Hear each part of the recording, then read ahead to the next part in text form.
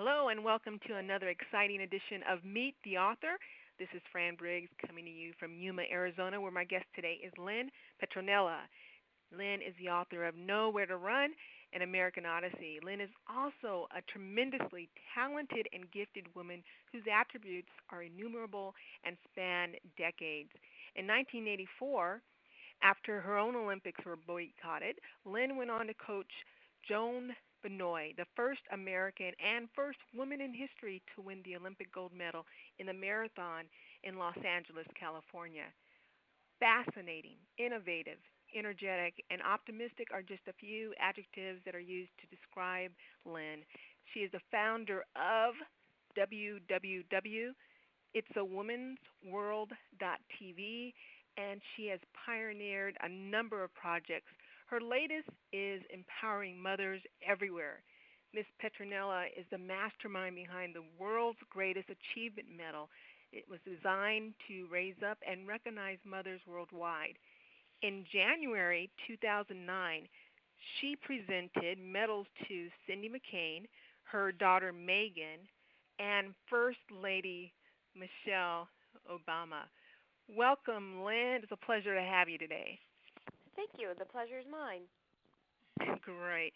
Lynn, your accolades, as I mentioned, span decades and certainly beyond that. We're not going to be able to touch on all that you've done, but one thing that I definitely want to address, and especially because we have Mother's Day just literally around the corner, is the world's greatest achievement medal. So tell us, how was that conceived, and how is it doing today? I conceived the world's greatest achievement medal when I was training for the Olympics in Boulder, Colorado. I realized at that time that as a marathon runner and as a woman, I was capable of an amazing amount of endurance, which I had no clue that I was capable of. Prior to that, I was 22 years old. And I realized, of course, I was capable of that kind of endurance because as a woman, I would be one day giving birth. And giving birth would require 20, 30 hours in a delivery room of endurance to give birth to a child, which while I was running, I felt would eclipse any marathon or any other event because of its power and its length and its endurance. And I wanted very much to create this piece of jewelry to honor that special commitment that mothers make when they give birth. That's awesome, and I like the metaphor that you use. Certainly, it's an honor to all mothers, and less than half the population actually will experience the experience of giving birth. But those who have, and certainly those who witness, have a very good to accurate idea of all that it entails. And it's not just the birth process, but it's the minutes to come, the months to come, the years and decades to come of nonstop dedication, love, responsibility, and I can go on. Now let's talk about the physical product, which is absolutely gorgeous. I'm looking at it right now. It's about 1.5 inches. It's 24 gold-plated metal, and it has the laurel wreath. Tell us about the significance of the laurel wreath and the picture of a mother on it. The picture of the mother, I liked when you were talking to me and you said you felt like you were holding a piece of history in your hand. Basically, to me, it is a piece of history. When you run a race or win a marathon, traditionally, the marathon runner will be given a laurel wreath on their head, and that goes back to the Greek times of when marathon running was first created. Just for those who don't know much about marathon running, the actual first marathon runner ran his first race and died, so I always like to say I ran it and I'm still here. So I'm here for I have a larger marathon to run. I call it My Own Marathon for moms, MOM, My Own Marathon. And the laurel wreath on the head of the woman is the significance is that she's had this amazing victory, and now she has her child.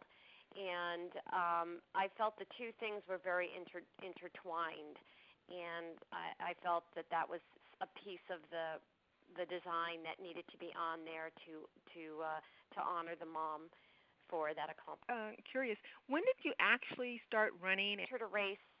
I got my picture in Newsweek magazine, and the next thing I knew, I was hired by Pepsi to run the largest American running race in America called the Diet Pepsi Run America Run Series. And while I was putting that series of races on, I was training for the Boston Marathon. So I was putting on 300 races all around the country, training for the Boston Marathon, and miraculously was able to run a 2:57 marathon on 9 months of training, which at that time in history in 1978 would have won me 4 Olympic gold medals had I been a male. So I thought, wow, this is only 9 months of training. This is just the beginning. I just was starting. So I got so excited. And, the next thing they knew, everyone was telling me, you need to go to the Olympics and win the gold medal. I was like, okay, where do I sign up? That is awesome. Yeah. 9 months of training. And that's absolutely incredible. And those of us who are athletes, and certainly those who are Olympians and professional athletes, know that 9 months is actually nothing when you're actually preparing for such a spectacular event. And those times, as she noticed, their times are actually very competitive with the men's times. Incredible. Well, and at the time, it was really a time of self-discovery. I learned more about myself in that year than I'd ever learned before because I really had put myself to the test. And I say in my next book should be Everything I Ever Learned About Life I Learned from Running the Marathon, 26 things you need to learn about life because you have a lot of time to, you learn a lot about yourself and what what you can endure. What you can endure. And the key to that, Lynn, is that for all of us, I do believe what we can endure is actually more than we realize. So many of us fall short of that mark. I agree with you, and I think for myself it was a growing up experience. It was an enlightening experience. It was an awe-inspiring experience. It was many different things for me, and as a result of it, I wanted to do something more with my life that besides running, I wanted to give something back as a result of the experience I had, and this has been something I've wanted to do for quite some time, is to design these medals, give them to mothers, raise money for charity through doing it and selling these, but also raise awareness of the unique, amazing nature that is women and motherhood so that we learn to honor and respect each other for the individuals that we each are, because I say on my website, itsawomensworld.tv, she's got the whole world in her hands. Each child is a whole world unto itself. And, that's the amazing miracle. So, it's just fascinating. It's absolutely fascinating, the whole concept of motherhood, everything that we're sharing today. Women are the birthers, so to speak. Only a woman can give birth, to another child, and that in itself is something that I don't think any of us will get the true impetus around that. I think the other reason I wanted to share this was that men understand sports, and I think I wanted men to really understand who they're actually living with. They're living with a greater athlete than anybody else that's on TV. I mean, this woman that's having your child is greater than any football star, and I felt very compelled that we have this sports-obsessed society, and I like good sporting events as much as the next person, but not to the exclusion of your family. And I think that became a very disconcerting thing for me to watch, how families were breaking up because everybody was so consumed with Monday night football, Thursday night hockey. The woman that has your child has just sacrificed her life, so that deserves some time, energy, and effort. And I think we're seeing that maybe with the economy the way it is today, maybe more people will become closer and appreciate those people in their life and share those special moments in time with each other. So as Mother's Day approaches, I think it's a great gift. I mean, people will spend $50 on roses, which are going to die in 2 or 3 days. This medal is something she'll wear, she'll enjoy. I've had people call me and tell me their wife is their champion. They were in the delivery room with her, and they really realize the enormity of that. I applaud those men, and I appreciate them understanding the great gift which their wife gives them. The adolescents and women and daughters too, who do understand the significance, but it, not so much in its totality. With this medal, which is again, it's absolutely beautiful. It's one of a kind. I've never seen it before, but every mother has literally earned it by virtue of the fact that she has given birth to it. And what makes it so exciting is that everyone can relate to it.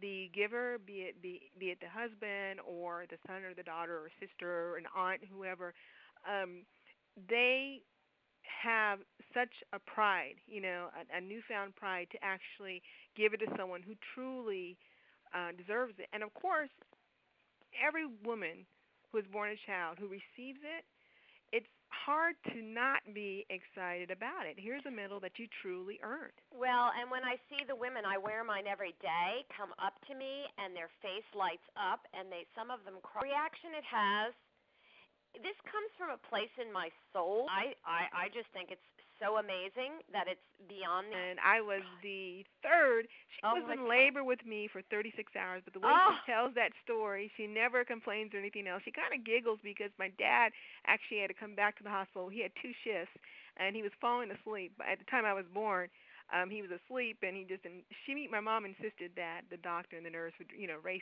wake him up. Like, get up, I had this baby. So You're sleeping, and I'm in labor for 36 hours. 36 hours showing with you the me. endurance. Oh, yes. my goodness. So, needless to say, we have that bond because, in addition to that, I was coming face first, which was very dangerous, back then. Of course, now too, but I could have easily, broken my neck. So we definitely have that bond. And every birthday, I say, Ma, tell the story again. She tells it to me like, I'm 5 or 6 years old. And it's like I'm hearing it for the very first time. These are the stories that are connected with what Lynn is doing with exactly. Very, very great story. Incredible medals. Lynn, go ahead and give them the website again and actually spell out the words so there's no mistake. Okay, where it's a woman's WOMANS world.tv. It's a woman's world.tv, and we have them online. We'd love for you to contact us. We'd love for you to present this gift to your mother for Mother's Day as a special tribute. Like I said, Michelle Obama got hers. We were actually able to be in the Oscar bags this year, so we got one to Angelina Jolie. So you'd be in very good company. And we think that your mother is worth at least that medal and the front page of People magazine. And if I had my wish, every mother would be on the cover with her child. But the medal's my one contribution. And we will use 5% of our proceeds right now is going to go to Child Help. That's our charity of choice at this moment. And as we evolve as a company, our goal is to sell 1 million medals to 1 million mothers to help 1 million children. And we're preferably doing that to help people in the United States. The product is made in the United States, so we're all about uplifting Americans first. I want to add that. Excellent, and it is absolutely excellent. Now, I'm going to tell everyone, and Lynn's unashamed, and actually Lynn is proud. Lynn is 54. You don't hear it in her voice. Of course you don't. What you hear is a passion. Most people, when they get in their 5th decade, their voice starts to wane. But the fact that her energy is there, her passion is there, her mission is there. She's still a baby, So I'm just really honored to represent her. And actually, I'm happy for everyone who's in sound of this interview. And if you take nothing else away from this interview, take the energy and the fact that she has a mission that is totally lit and fueled by passion, and then create your own. So definitely I want everyone to use that as a consideration.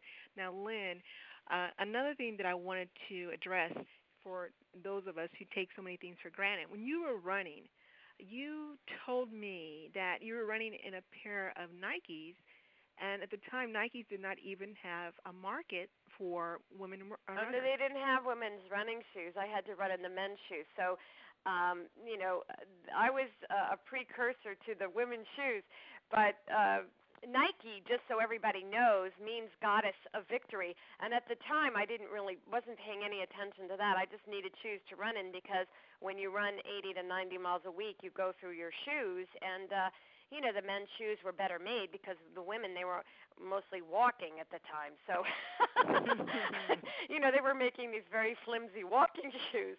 I needed something a little sturdier. So it was a really wonderful, magical time. I was training with Frank Shorter and his crew in Boulder, Colorado, and Frank had won the Olympic gold medal. So, I was around a very exciting group of people at a very exciting time. I was very privileged to run with Olympic athletes like Mary Decker and Kenny Moore and Frank Shorter and Dick Quacks and Don Cardong. The list goes on, and Bill Rogers. I was with all of these wonderful people, and when the Olympics was canceled in 1980, I just decided I'm going to do something about this, and I'm going to make a way for another woman to do what I really wanted to do. But it was much bigger than running, what I want to say. Running is a vehicle. That's a warm-up for what women are going to actually do or what men are going to do. Everyone has a marathon to run in their life. This life is full of pressure and twists, and running is probably the most economical exercise anybody can do, and it's democratic. You don't need a court. You don't need a lot of equipment. You need a pair of shoes, and you just go do it, as the saying says. Just do it. So just do it by Nike.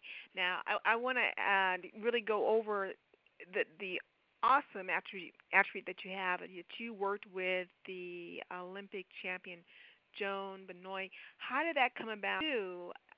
Next to Joan as she goes ahead and starts her victory lap in the videos. Oh, yeah, absolutely. On my website, it's a womensworld.tv, or on YouTube, I have clips under Lynn Petronella that show the historic win of Joan Benoit. And a lot of serendipitous things happened where, of course, at that time in history, there weren't a lot of us at the top. We all knew each other. And I had been sent back to New York, and while I was in New York at a foundation dinner for the Women's Sports Foundation, Joan Benoit happened to sit next to me. And she had just set the American record in the marathon, and no one knew.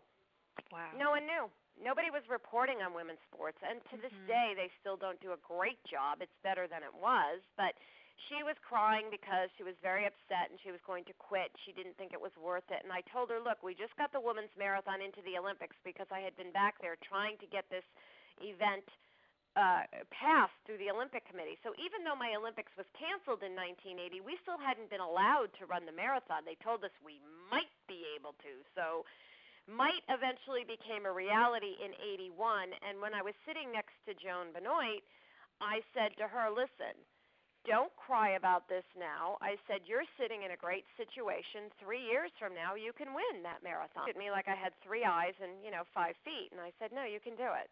I said, you're going to. And I'm going to help you. And it started a very good friendship. It was a very lonely road for her because at that time, Greta Waitz was winning everything. She was flying in from Norway. Her country allowed her to take money. There were no political pressures like we were up against here in the United States. And it looked very bleak, like there was no way she could beat Greta Waitz. So my strategy was for her to run a race against Greta in Central Park that was a shorter distance. And if she could get close to Greta in that race without trying to beat her and see if she could beat her, she would get the confidence. And that did happen a few months later. And a few months after that, she saw that she could get close enough to her. And after that point in time, we just started communicating pretty regularly about where she should go and what she should do. Now, she had another coach in Oregon, and he was giving her schedules and stuff. But when the going got really tough and she wanted to quit many times, I was there, and I told her, you're going to do this, and you're going to win. And when I got to the stadium in Los Angeles, my ticket happened to be 3 rows up from the winner's stand, so I knew. I said, she's definitely going to win today. I don't think I'm sitting in this seat by accident. And ironically, when I wrote my book, my number in the Boston Marathon in 1978, which is a year before Joan Benoit ran the Boston Marathon, she ran it in 79. She was 4 years younger than myself. I had number 36 on my number when I ran in the Boston Marathon. Uh-huh. When she crossed the finish line, her number was 361. Wow. And that almost blew me away. So if you saw the movie, when I saw the movie Slumdog Millionaire, I don't know if anybody's seen that movie. It's like that movie showed how every single thing in that person's life led up to that moment. That's how I felt. It was like everything led up to us being able to, because I really wanted an American woman to win after I'd poured my guts into this sport. I wasn't going to let somebody from another country come over here and win that race. It just wasn't going to happen. That was 2,000 years of history, and I wanted it to be an American, and it wasn't going to be me. She goes, even if I don't want to win this race, I have to. You're driving me crazy. And then she went home and had her 2 children and told me that was harder. So. Well, now, does Joan have one of the medals today? She hasn't gotten one yet. She, after this all happened, she went on and had her life. I've gone on and had my life. She knows this is something I've been working on, but she's maintained. She's been a runner. She's worked for Nike. She's been a running mom, and that's really what she does. And I have to get her one. I've been very busy with trying to get them out to all the other people, and we really haven't communicated that much in the last few years. She's been very busy raising her children, as she should be. So that's beautiful, and it speaks volumes about your ability to coach. I mean, not only are you a tremendous athlete, but your capability just to push someone beyond their limits and to see something that maybe they didn't see before, working with you. It speaks, tremendous about it was who you something are. I really believed in. I don't know if I'd put myself through that. That was like 7 years of my life. I don't know if I'd go through that. It was something very specific because the Olympic marathon at that time in history was a real milestone for women in general. It was the one most arduous event in the Olympic Games, and in my mind as a woman, if we could shatter that barrier, there wasn't anything we could be prevented from doing, because in those days, in the 70s, nobody wanted to pay you anything. And if you got married, you were considered, financial problem because you were going to get pregnant and leave the company. So I felt like I was in a very difficult situation. I was married young, and I thought, well, if I can't make enough money while I'm working here, and then if I got pregnant, I'm going to be fired, then, I better go out and run. So that's how really a lot of it even started there, because, I really didn't have a lot of options. So now there's a lot of women that get paid to run. I get paid to speak and make medals and write books. And I have a book. The book is being made into a screenplay. We want to make it into a film. So Chariots of Fire meets Slumdog Millionaire.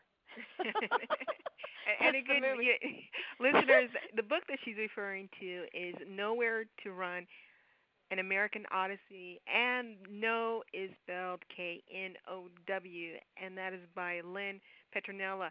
Again, these medals are absolutely spectacular.